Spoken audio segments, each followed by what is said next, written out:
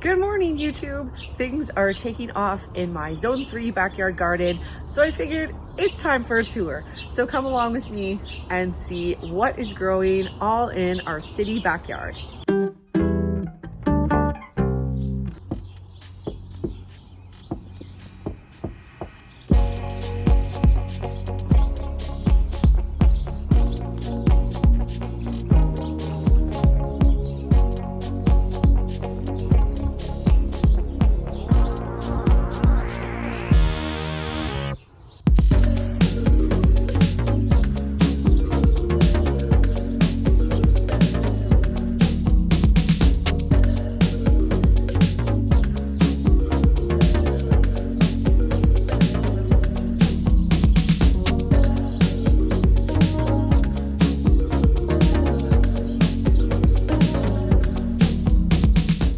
If you're new to this channel, my name is Kristen and I am the gardener and content creator behind Shifting Roots. If you also live in a cold climate with a short growing season, then you'll definitely want to hit that subscribe button and notification bell.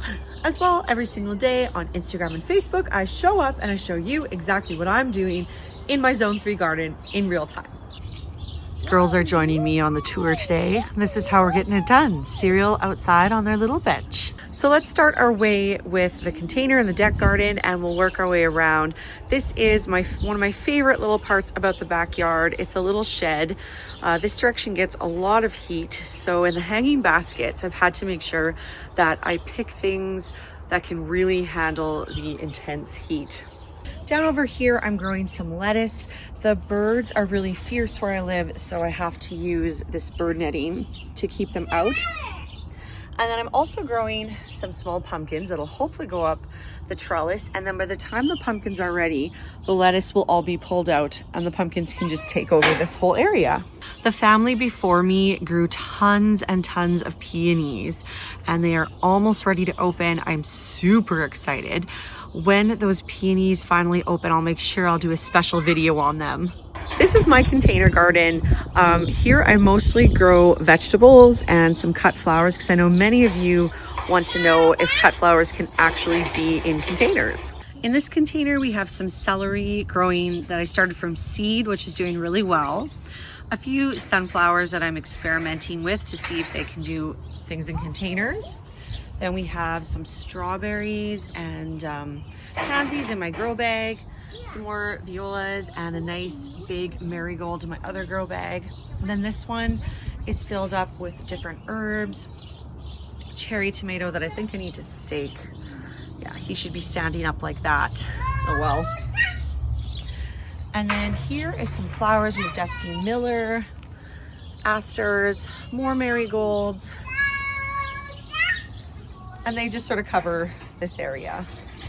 If you're wondering about any of the background noise, it's because Tweedledum and Tweedledee, as I like to call them, are out here joining me and they've found a fun little game with the rain gate, or whatever that thing is called, with the downspout.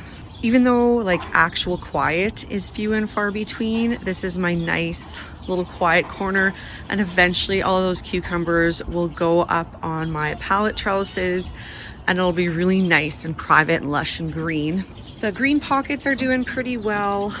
I picked sort of a weird assortment of things to put in them, and I just like the idea of being able to munch from them.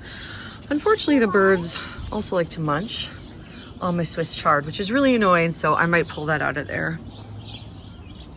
Doing a little better over here.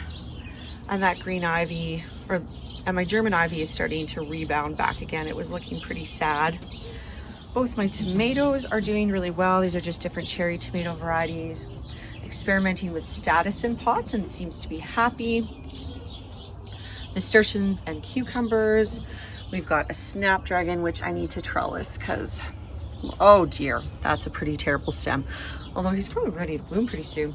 Then we've got some beets in pots, more nasturtiums, some kale and lettuce. So the cool thing about this lettuce is I've actually already harvested from it and it's grown back quite a bit. Then we have my cucumbers and some marigolds that we're hoping to climb over that trellis. This is really cool. So this strawberry actually blooms pink. I saw this at the nursery and I decided it needed to come home with me. And we're getting a few little strawberries, so hopefully the birds don't find them. Then we have a smaller pumpkin that will climb up these trellises. I always save my biggest pot for the smallest pumpkin. Pepper down there. We also have some bachelor's buttons that are gonna come up soon. Cosmos. And then I wanted to see if eucalyptus would be okay in a container. More marigolds. And then down here we have a lot of my carnations that I'm planting, some more Swiss chard the birds haven't found, and some more beets and nasturtiums. Then over here is the kids section of the container garden. And this lettuce is like ready to harvest right now. If I don't harvest it right away, it'll probably bolt, so I better do that. And these are ornamental peppers. Oh dear, we have quite a few weeds in here, yikes. We'll just get rid of those. Okay, done. Starting to flower now. The stem length is pretty short. I was really hoping that these stems would be longer. I was planning to use them for cut flowers, but I don't think that's gonna work. The lavender I got as a start is beautiful in bloom. We're gonna cut some of that pretty soon. Onions I started from seed. They've really grown back quite a lot. I already had cut these not that long ago, maybe a week ago, and I can cut them again. And then finally my tomato is ready to come out of the cozy coat. Whenever they poke their heads over the top, then they're done the cozy coat and they're ready to go. Now here's what I refer to lovingly as the wall of peonies. I feel like the owners of this house somehow knew that I was coming eventually, and there's so many peonies here. I just love it. Here's my little bee house. We have some leaf cutter bees this year from Kind Bees. Oh, here's one of my leaf cutter bees. I'm so happy to see this little guy there. It seems kind of flitting out around that. I just got a bee house, a little bee hotel from Kind Bees, and that comes with bees. And so every time I see one of my little friends, I'm like extremely excited. So the nice thing about leaf cutter bees is that they're really gentle. If you have kids, if you have pets, they're not gonna sting. Unfortunately, they don't make honey, but the nice part about that is that no matter where you live, you don't need a license for them or anything. You can just get them, and they are like the best pollinators for your garden. And then in these raised beds, this first one is just all cut flowers, and that'll just stay the way it is. Then over here we have our early blooming flowers. So we have some anemones. They're all coming in really nicely. Not a giant fan of these colors, but I didn't have a lot of choice, unfortunately. And then these ones have nicer stem lengths, but they just haven't bloomed yet. We have some arugula that's gone to seed. I personally love when arugula goes to seed because I think the pods look really, really interesting in cut flowers. So I don't even grow the arugula to eat. I basically just grow it for cut flowers. Now on this side of the raised bed, we have some different flowers that should bloom a little later. So there's the stalk here. We have some sweet peas that are gonna climb up. And then a few snapdragons that I started early, kind of as an experiment. And yeah, that's about it. And then here are my beds of garlic. This one over here, I didn't get to the weeds as fast, so it's really behind. This one is doing so well. I'm hoping I can get some garlic scapes pretty soon. This side of the yard is where most of my perennials live. So some more of the peonies. We have some delphiniums. They have a little bit of bug pressure, so I need to get some TKB on them. There's a TBK, one of the two. We'll need that. Then some more experiments with anemones that I tried. They did not do very well over here. We have some feverfew that I seeded really early, like way earlier than you're supposed to, and put outside, and it's blooming, and the stem length is actually pretty decent, so I'm quite pleased. We also have some more calendula that I started early, pretty much ready to bloom. More Dusty Miller. My Maltese cross. I love this perennial, but I feel like a lot of people don't really grow it anymore. More delphiniums, some chives. All of these are in bloom. You can actually just eat the flowers. I also make a chive soup and sometimes even chive vinegar. So the perennial parts of my garden are actually fairly overgrown. This is a 1929 house, and the people that were here before us, it was a family that had been the original owners and just sort of passed through the generations. They were all gardeners, but in maybe the last 10 years, the lady who lived here just, you know, got too old and couldn't do it well.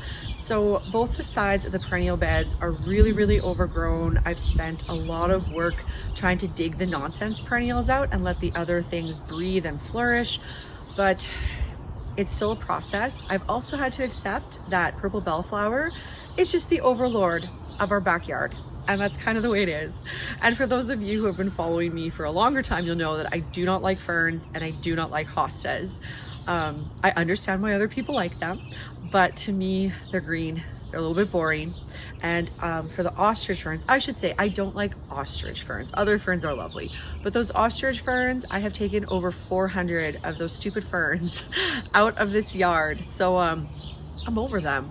Then here is my stupid apple tree that still has not bloomed. It still has not given me apples. I bought it for $50. It came as a stick. I was so annoyed and disappointed. I didn't realize that was how apple trees come by mail, but I'm determined to see this sucker through. So when we move, I'm taking it with me. And then over here, we have just a few lilies and a bit of yarrow and bee balm. Speaking of snapdragons, I still have one tray that needs to be planted out. I did just a few too many experiments with my snapdragons this year and I killed a lot of them. So I had to start a tray late. I started the tray at week 4, but thankfully it caught up with our warm temperatures, increased daylight, and I'll be putting them in the ground shortly. Let me say hi. She's too busy playing with my necklace. And now let's take a walk through the main cut flower garden area. My husband built me this trellis. I love it. I feel like it's just the feature and it really makes the yard. This side bed probably looks like a mess, but there is definitely a madness and a thought to it. So over here I have pumpkins, like smaller pumpkins that'll go up the trellis, and eventually those 2 pumpkins will completely take over. But in the meantime, I have some sweet peas that will hopefully climb up. I have these beautiful Godatia flowers. They're new to me. I 100% love them. Definitely will plant next year. Then we also have some stock, some pin cushions, some Rudbeckia over here. And then we even have a little bit of feverfew from last year that has kindly self-seeded itself. And as we walk through, we have all the straw flowers over here. They're looking pretty happy. Now on this side is mostly the failed snapdragons that I have to replant. Some status that is finally taken off. And we have, these are the fancy zinnias, so all the queen lime colors, those are right here. More snapdragons. We have glads, some eucalyptus. Here, I'll go a little closer. Some pretty eucalyptus, love this variety. This one's from stems. Now these are more the plain zinnias are over here. Then we have some cosmos, some amaranth over here, and then back in here is more amaranth and some sunflowers. And you can see there's some bare spots. Definitely gonna have to fill this in with a few extra plants. And last but not least, we have the dahlia patch. So I have quite a few varieties in here for a small space. Now as we're looking here, you're probably thinking, oh Kristen, you have so many weeds. These are not all weeds. No. Let's see over here. These are actually flowers. So this is calendula that has self-seeded itself. We also have some chamomile that seeds itself every year. And you know, some of these are also weeds too, but I'm just gonna let them grow a tiny bit bigger before I pick and sort through them. One of the reasons that I don't pick out all of those self-seeded flowers is that I actually like them there. I find that the dahlias keep growing and all of those flowers tend to bloom way before the dahlias do. So then as they bloom, I just pick them out by the roots, and it's sort of like I get a succession planting, or I guess an interplanting is a more accurate term. I get an interplanting in between my dahlias, and it works great when you have a small space. Amazingly enough, I actually have my very first dahlia bloom. Now this is such a shorty stem. I know I should have cut it, but I couldn't help it. This was one of the mystery dahlias, and I needed to know which one it was. So that's it for our garden tour. I really hope you've enjoyed touring my yard and It's been fun taking you along with me and showing you everything that's growing. If you're also in a cold climate with a short growing season, make sure you hit that subscribe button, notification bell. You know the drill. And then also on Facebook and Instagram, I show up every single day and give you a sneak peek of what's happening in my garden. And if you're also in a similar zone to me, then you'll know exactly what to do in your garden when. All right, we'll see you in the next video. Bye-bye.